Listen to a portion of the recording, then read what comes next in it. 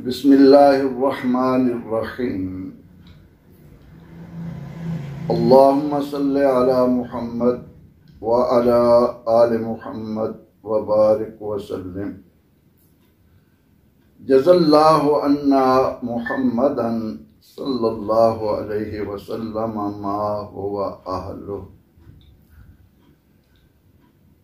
برادران اسلام، آج اس گفتگو میں آپ کے ذہنوں میں جو بات میں ڈالنا چاہتا ہوں وہ یہ ہے کہ ہم بندے ہیں، اللہ ہمارا خالق و مالک ہے، وہ ہمارا مولا ہے، وہ ہمارا سردار ہے، وہ ہمارا خالق و مالک ہے۔ بندے کا کام بندگی بجا لانا ہے۔ آج ہمارے وہ اہل علم کہلانے والے دوست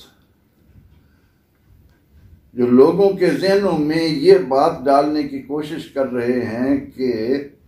ملکی حالات کچھ اس قسم کے ہیں، ہم ایک وبا کا شکار ہیں، لہذا قربانی کے ضمن میں جانور ذبح کرنے کی بجائے معاشرے کے غریب افراد کو مال و دولت دے دیا جائے، انہیں نقد رقم دے دی جائے۔ کیا یہ جو دانشوری ہم دکھا رہے ہیں ہمارے ایمان پر ڈاکہ نہیں؟ کھلم کھلا اللہ تعالیٰ کے حکم کو اہمیت نہ دینے کے مترادف ہے۔ یہ بات میں نے اور آپ نے جانی، علماء سے سنا، پڑھا کہ پروردگار عالمین نے ہمیں قربانی کا حکم دیا، قربانی ہم پر واجب ٹھہری۔ نبی اکرم رحمت عالم صلی اللہ تعالی علیہ وسلم سے جب یہ سوال ہوا کہ یا رسول اللہ صلی اللہ علیہ وسلم، یہ قربانیاں کیا ہیں؟ فرمایا یہ تمہارے باپ حضرت ابراہیم علیہ السلام کی سنت ہے۔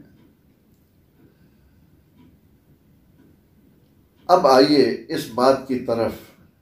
کہ اللہ نے ہمیں زمین پر نائب بنا کر ہماری ہدایت و رہنمائی کے لیے جتنے بھی انبیاء کرام سلام اللہ علیہ مجمعین بھیجے، ان سب کا ایک ہی پیغام تھا کہ وَاعْبُدُوا اللَّهَ وَلَا تُشْرِكُوا بِهِ شَيْئًا، ایک اللہ کی عبادت کرو اور اس کے ساتھ کسی کو شریک نہ بناؤ۔ اس اعلان توحید کے اندر جو راز، جو حکمت مخفی ہیں وہ یہ کہ اے اولاد آدم، تم اپنے آپ کو سمجھ لو کہ جس نے تمہاری یہ مشینری اپنی مرضی اور منشا سے بنائی ہے،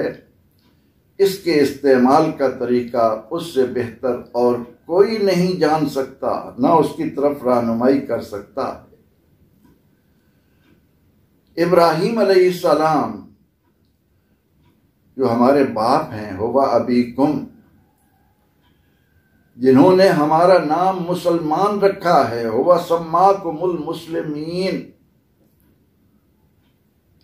ذرا سوچئے تو مسلم کہتے کسے ہیں؟ اللہ تعالیٰ نے قرآن پاک میں اس ضمن میں بھی ہمیں رہنمائی دی کہ میرا خلیل کیسا مسلمان تھا۔ اذ قال له ربه اسلم قال اسلمت لرب العالمین۔ اللہ نے جب اس بندے سے کہا کہ یہ بات مان، یہ تسلیم کر،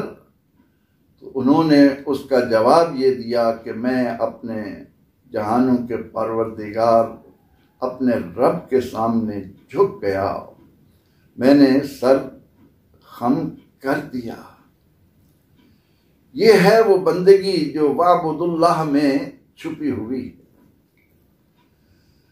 ہمیں یہ بات کبھی بھی نہیں بھولنی چاہیے کہ جو پیار اپنی مخلوق سے ہمارا پیدا کرنے والا کرتا ہے وہ اور کہیں نہیں ہے۔ ایک ادنا طالب علم کی حیثیت سے میں تو یہ کہا کرتا ہوں کہ پروردگار عالمین نے اپنی مخلوق کو پیدا فرما کر جب ان میں درجات کو رکھا، ان کے مراتب کی رفعت اور بلندی کے فیصلے کیے، تو اس ضمن میں اس خالق کے کائنات نے جو معیار بنایا وہ یہ تھا کہ ان میں میری مخلوق کے ساتھ سب سے زیادہ پیار کرنے والا کون ہے؟ رحمت عالم صلی اللہ علیہ وسلم نے ہمیں فرمایا کہ الخلق عیال اللہ، یہ مخلوق اللہ کا کنبہ ہے، اور اس میں جو فرد اس اللہ کے کنبے کی فلاح و بہبود کے لیے، انہیں آرام دینے کے لیے، انہیں راحت پہنچانے کے لیے، انہیں نفع رسانی کے لیے جو کام کرتا ہے وہ اللہ کو سب سے زیادہ پیارا ہوتا ہے۔ اور اس ضمن میں جب ہم یہ کہتے ہیں کہ حبیب کبریا اور شافع روز جزا صلی اللہ علیہ وسلم نہ صرف یہ کہ امام المرسلین والنبیین ہیں، خاتم النبیین ہیں، بلکہ سید ولد آدم، کیونکہ اللہ کی مخلوق کے ساتھ جو پیار محمد عربی صلی اللہ تعالی علیہ وسلم نے کیا اس کی کہیں مثال نہیں ملتی۔ یہ ایک بنیادی بات عرض کرنے کے بعد میں آتا ہوں اس موضوع کی طرف کہ کیا ہم قربانی کی جگہ نقد رقم معاشرے کے غریب افراد کو دے دیں، یہ اس کا بدل ہوگا؟ ہرگز نہیں، ہرگز نہیں۔ سرور دو جہاں صلی اللہ تعالی علیہ وسلم کا ایک ارشاد ذہن میں رکھیے کہ آپ صلی اللہ علیہ وسلم فرماتے ہیں کہ الدین النصیحہ، دین سراپا خیرخواہی کا نام ہے۔ اللہ نے جو دین بندوں کی سراپا فلاح و بہبود کے لیے، ان کی بھلائی کے لیے عطا کیا ہو، تو اس زمن میں بھلا ہمارے رب کا کوئی بھی حکم ان معاشرے کے غریب افراد کو کیوں بھلائے گا؟ سوچئے، اللہ نے جو عقل و شعور عطا کیا ہے اس کا تقاضا یہ ہے کہ حکمتوں کا منبع، حکمتیں بنانے والا، حکمتیں عطا کرنے والا صرف خالق و مالک ہے۔ اس کا کوئی بھی حکم ایسا نہیں ہے کہ جس میں اس کے بندوں کی فلاح و صلاح کے راز پوشیدہ نہ ہوں۔ میں نے اور آپ نے دانشوروں کے، ان مصنوعی دانشوروں کے کہنے پر یہ بات ذہن میں رکھ لی کہ وہ جب پیسے نقد دے دیں گے تو یہ زیادہ ان کو مفید ہوگا۔ اس سے آپ کتنے لوگوں کا فائدہ کریں گے؟ ذرا نگاہ دوڑاؤ، اللہ نے جو ہمیں قربانی عطا کی ہے، اللہ نے جو ہمیں یہ حکم دیا ہے کہ ہم خلیل اللہ کا جذبہ اپنے دلوں میں پیدا کرتے ہوئے، اللہ کا حکم مانتے ہوئے اس کی راہ میں جانور ذبح کریں۔ نبی رحمت صلی اللہ تعالی علیہ وسلم فرماتے ہیں کہ 10 ذی الحجہ کو، عید کے اس بابرکت دن کو اللہ نے جو عظمت دی ہے وہ یہ ہے کہ جب بندہ عیدگاہ میں اس کی کبریائی کے نغمے گا کر اس کی عظمت و بزرگی کو سلام پیش کرنے کے بعد جب اس کی راہ میں جانور ذبح کرتا ہے، اس کا خون جو زمین پر گرتا ہے، اللہ فرماتا ہے کہ اس دن سب سے پسندیدہ عمل ہی میرے بندے کا یہ ہے۔ اور اسی لیے سرور دو جہاں صلی اللہ علیہ وسلم اپنی پیاری صاحبزادی حضرت فاطمہ الزہرا سلام اللہ علیہا سے فرماتے کہ بیٹی،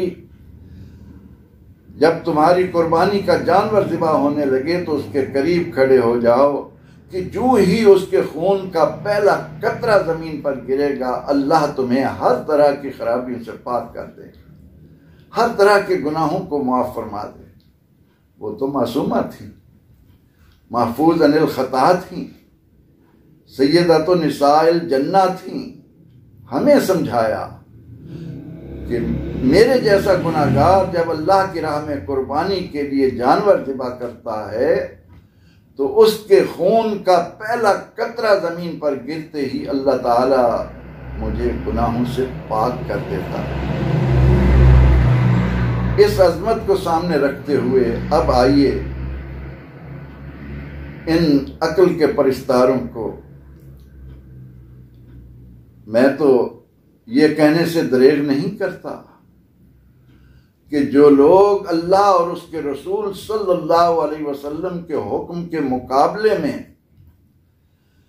اپنی حکمت و دانش مندی کا راگ الاپتے ہیں، وہ معاذ اللہ معاذ اللہ معاذ اللہ یہ کہہ رہے ہوتے ہیں کہ اللہ کو اس کا علم نہ ہوا، ہم نے یہ بات پا لی۔ ذرا سوچئے تو یہ بات کہاں تک جاتی، اس کے اثرات کیا ہیں؟ اس سے انسان شیطان کے بہکاوے میں آ کر اپنے آپ کو کہاں سے کہاں لے جاتا ہے۔ کیا ہم یہ سمجھتے ہیں کہ قربانی کے ضمن میں اللہ تعالی نے معاشرے کے غریب افراد کو ان کے حال پر چھوڑ دیا؟ نہیں، اس ضمن میں یہ حقیقت بھی کبھی ذہن سے اوجھل نہ ہونے دیجیے۔ اللہ تعالیٰ فرماتا ہے میں کامل و اکمل ہوں،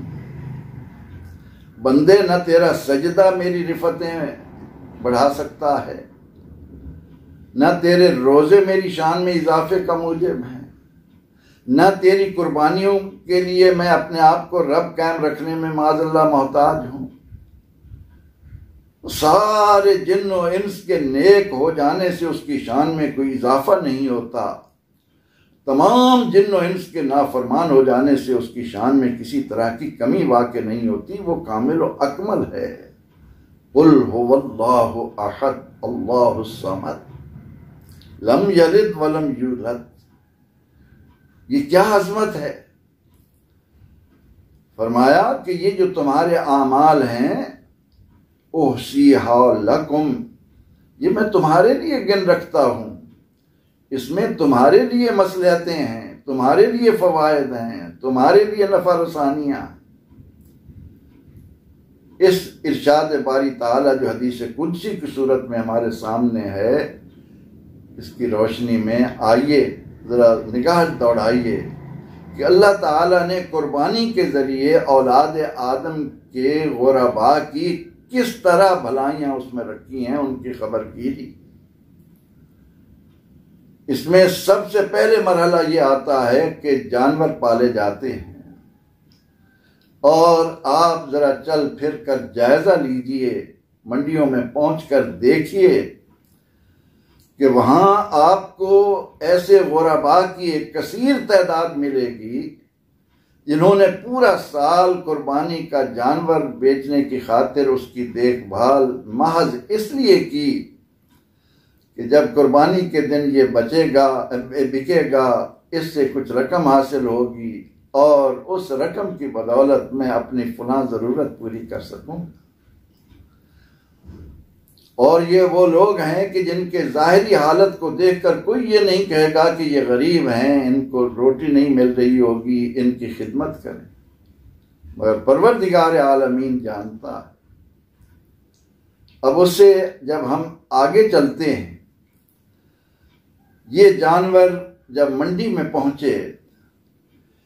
ان کے خریدار وہاں آئے تو انہوں نے دیکھا کہ غرباء کی ایک کثیر تعداد کو یہ ان مبارک دنوں میں یہ ایک بہانہ مل گیا، وہ ان کے لیے گھاس لا رہے ہیں، درختوں کی ٹہنیاں پتوں والی توڑ کر لا رہے ہیں، ان کے لیے دانہ وغیرہ بازار سے لا کر خریدنے کے لیے وہاں بیچنے کے لیے بیٹھے ہیں۔ اور کچھ ایسے غرباء آپ کو نظر آئیں گے جو کسی کے سامنے ہاتھ پھیلانے کی بجائے ان قربانی کے جانوروں کا چند روز کے لیے سجاوٹ کا سامان لے کر، رسیاں لے کر، وہ ان 8-10 دنوں میں اپنے لیے اتنا روزگار بنا لیتے ہیں کہ اپنے بچوں کو چند دنوں کے لیے کچھ ان کو سہولتیں دے سکیں، ان کی خوراک کا بندوبست کر سکیں۔ یہ وہ قدرتی نظام ہے جو اللہ تعالیٰ کی طرف سے غربا کے حصے میں آتا ہے، اور اس میں اگر آپ پورے ملک کا سروے کریں تو آپ کو ایک بڑی تعداد غربا کی اس انداز سے بھی مستفید ہوتی نظر آئے گی۔ اب ذرا آگے چلیں، جانور خریدے، ہم اسے گھر میں لائے، کتنے غریب لوگوں کی نظر پڑی کہ ہمیں بھی اب عید کے دن گوشت ملے گا جس کو ہم سارا سال ترستے رہے، جو ہماری پہنچ سے باہر تھا، جو ہم اپنی اولاد کو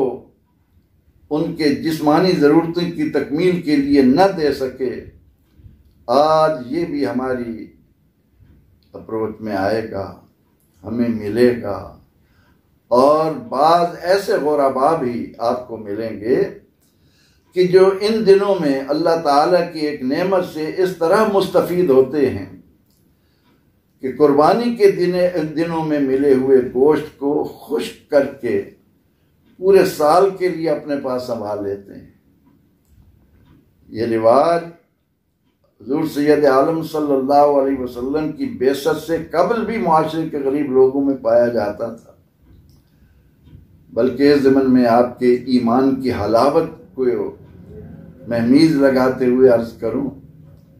کہ ایک دن ایک شخص حضور نبی اکرم رحمت عالم صلی اللہ علیہ وسلم کی خدمت میں حاضر ہونے کے لیے جب آیا تو اس پر خوف سا طاری ہونے لگا، کیونکہ اللہ نے ہمارے نبی علیہ السلام کا روب 2 میل کی مسافت پر لوگوں پر قائم کر رکھا تھا۔ آقا علیہ الصلوۃ والتسلیم نے اس کو یہ کہہ کر تسکین عطا کی کہ بھائی گھبراتے کیوں ہو، میں تو اس ماں کا بیٹا ہوں جو گوشت سکھا کر کھایا کرتی تھی۔ یہ ہمیں سمجھانے کے لیے، ورنہ تو آپ کے پاس کائنات کے دنیا اور آخرت کے خزانوں کی چابیاں ہیں۔ اوتیت مفاتیح خزائن السماوات والارض، اللہ نے سارے خزانوں کی چابیاں ہمارے نبی علیہ الصلوۃ والتسلیم کو عطا فرمائے، لیکن ہمیں سمجھانے کے لیے کہ معاشرے کے غربا کو اپنی نظروں میں مت گراؤ، ان کو اپنے سے کم اہمیت نہ دو، ان کا ہر حال میں خیال رکھو۔ اب آپ نے دیکھا کہ جب قربانی کا دن آتا ہے تو صرف پیشہ ور قصاب ہی نہیں، ادھر ادھر سے کتنے غریب لوگ چھریاں تیز کر کے پہنچ جاتے ہیں، جنہیں اس دن کا انتظار تھا کہ اتنے جانور ذبح ہوں گے، ہمیں بھی شاید ذبح کرنے کا موقع مل جائے، ہم بھی اس دن بچوں کے لیے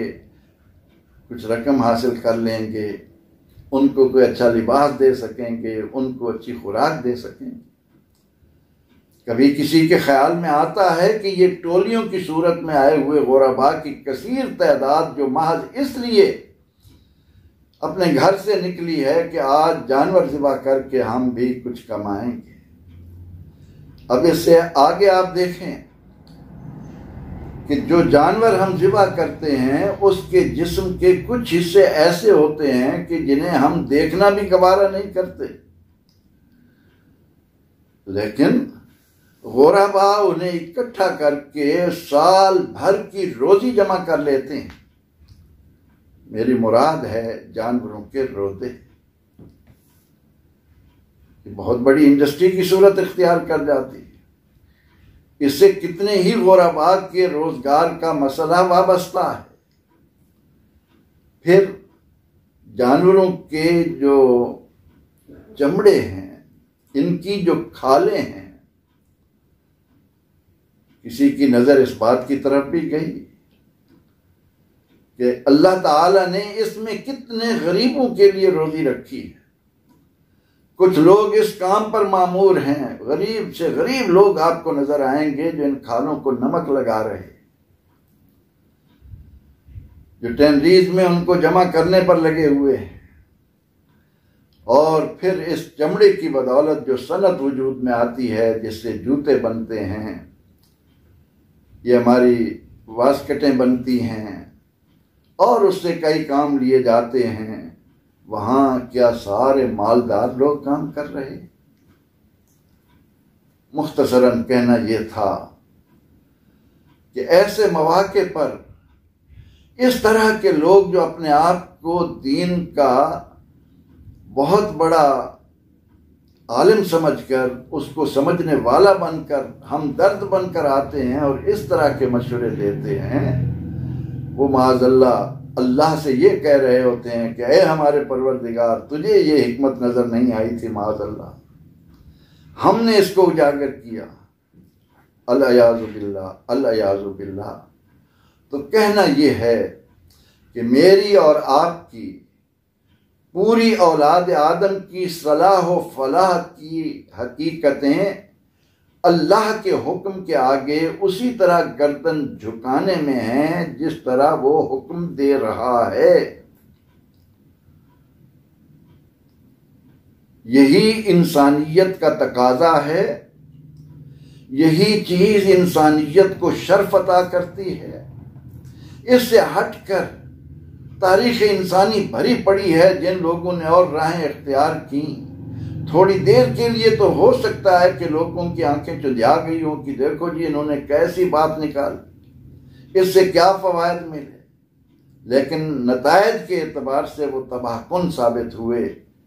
اصل چیز یہ ہے کہ اس قربانی کے ذریعے بندہ اپنے دلی جذبات کو وہ تر و تازگی عطا کرتا ہے کہ صرف زبان سے لا الہ الا اللہ یا اللہ اکبر کے ترانے بلند نہیں کر رہا ہوتا، بلکہ وہ اپنے دماغ کی نس نس میں ایک ایک رگ میں یہ بات سمو رہا ہوتا ہے، اے اللہ ساری رفتیں تیرے لیے، ہر طرح کی عظمت تیرے لیے، ہر طرح کی کبریائی تیرے لیے، میں تو تیرا شکر ہی ادا نہیں کر سکتا کہ تو نے مجھے یہ نعمتیں آنکھ جیسی، کان جیسی، ہاتھ جیسی، پاؤں جیسی یہ عطا فرمائی ہے۔ لوگو وَاذْكُرُوا نعمت اللہ علیکم، اللہ نے جو تمہیں نعمتیں دی ہیں ان میں غور و فکر کرتے ہوئے انہیں یاد کرو۔ جوں جوں تم اللہ کی دی ہوئی نعمتوں کو یاد کرو گے، تمہارے دل میں نہ صرف اللہ کی محبت پیدا ہوگی بلکہ تم انسانیت کی روح، انسانیت کے عروج کی طرف لوٹتے چلے جاؤ گے۔ کسی کو اندازہ تھا کہ اللہ کا وہ خلیل جس نے اللہ کے سامنے اس طرح گردن جھکائی کہ اللہ نے فرمایا نار نمرود میں کود جا، دریغ نہیں کیا، بے خطر کود پڑا آتش نمرود میں، عشق عقل تھی محو تماشا لبے بام ابھی۔ کس کو معلوم تھا کہ وہ خلیل جسے حکم دیا گیا کہ اپنے معصوم اکلوتے بیٹے کی گردن پر اپنے ہاتھ سے چھری چلا دو، اسے ذبح کر دو، خلیل تو جانتا تھا کہ بندے کا کام مولا کے آگے سر جھکانا ہے، لیکن کیا اس وقت کوئی یہ سوچ سکتا تھا کہ اس کے نتائج خلیل اللہ کو کیا ملیں گے؟ خلیل اللہ نے یہ نہیں سوچا کہ یہ حکم خواب میں ملا ہے، میں اس کو خواب جان کر درگزر کر جاؤں، اس پہ ہٹ جاؤں، نہیں، معلوم تھا کہ میرے ذریعے اللہ نے قیامت تک آنے والی اولاد آدم کو یہ بتانا ہے کہ جو بندہ اپنے رب کے حکم کے آگے بلا چون و چرا سر تسلیم خم کر دیتا ہے، اللہ اسے بلندیوں پر لے جاتا ہے، اس کے نام کو رفعت نصیب ہوتی ہے۔ کسی کو معلوم تھا کہ ایک بے آب و گیا انتہائی سیاہ پہاڑوں کے دامن میں اللہ کا گھر تعمیر کر دو، لیکن حکم ملا، اور ابراہیم اور اسماعیل اذ یرفع ابراہیم القواعد من البیت و اسماعیل،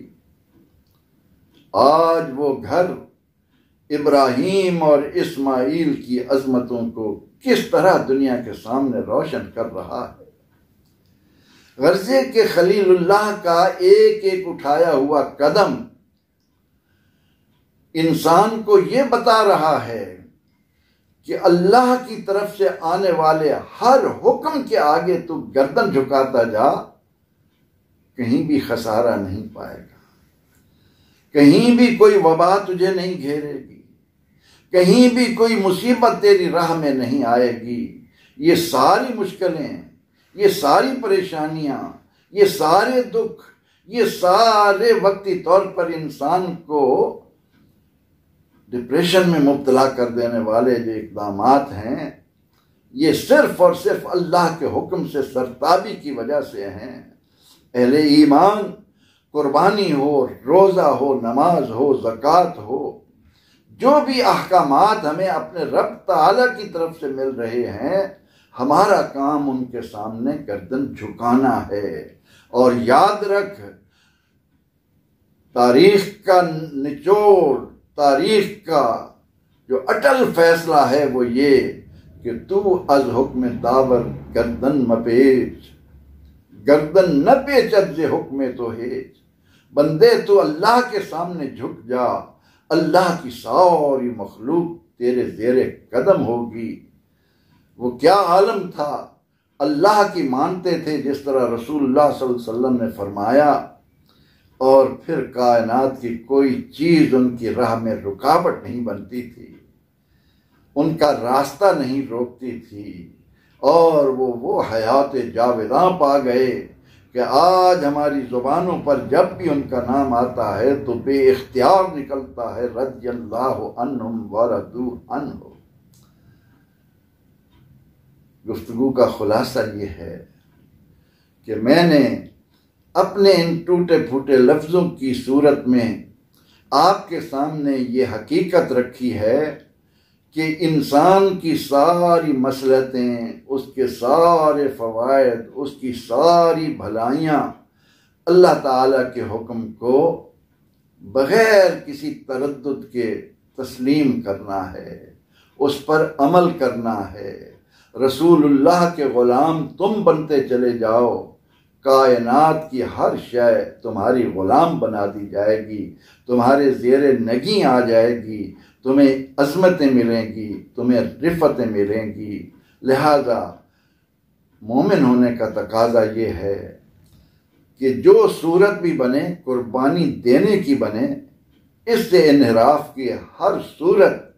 انسان کے لیے نقصان دہ ہے، اس کے لیے اس میں کوئی فائدہ نہیں ہے۔ اللہ تعالیٰ اپنے فضل و کرم سے ہمیں اس حقیقت کو سمجھنے میں ہم پر کرم کرے، ہماری رہنمائی کرے کہ وہ جو نماز میں ہم ہر رکعت میں کہتے ہیں اہدنا الصراط المستقیم، وہ سیدھی راہ یہی ہے کہ مصور دیکھنا، میری تصویر یوں بنائی ہو، ادھر حکم خدا ہو، ادھر گردن جھکائی ہو۔ وآخر دعوانا ان الحمد للہ رب العالمین۔